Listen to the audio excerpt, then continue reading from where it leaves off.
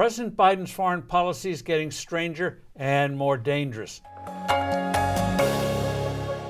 Hello, I'm Steve Forbes, and this is What's Ahead, where you get the insights you need to better navigate these turbulent times. One underappreciated reason for financial market turbulence is that the world situation is heading in a bad direction. This unraveling means a more ominous future, which obviously is not good for the economy and stocks. The weirdest aspect of President Biden's foreign policy is his goal to cut a nuclear deal with Iran. Where Russia assists in the negotiations, Iran won't bargain with our diplomats face to face.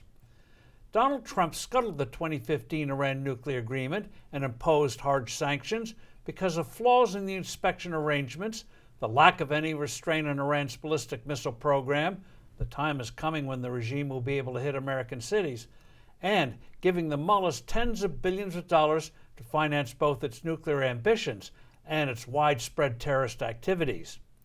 As things stand today, a new deal would be even worse, with the Iranians getting $275 billion in sanctions relief in year one and an enforcement system even more flawed than before.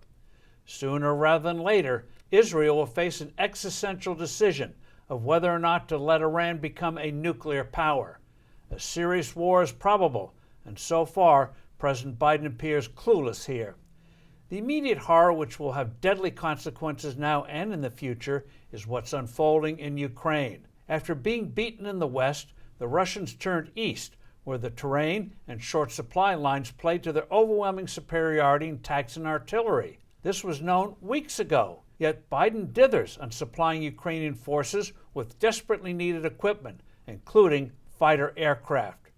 Meanwhile, a global food shortage looms as long as Ukrainian ports are blockaded.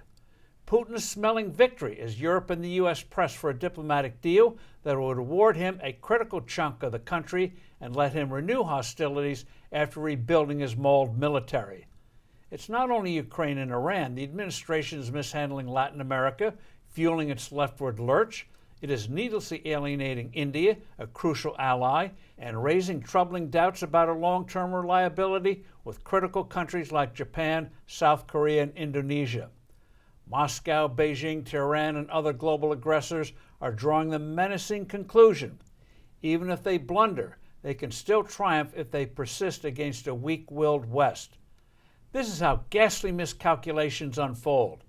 Biden feeds into such a murderous misjudgment with how he botched the Afghan withdrawal, his blowing hot and cold concerning Ukraine, his gutting the Navy's strength while China rapidly grows its fleet, as well as his refusal to properly finance a needed military buildup.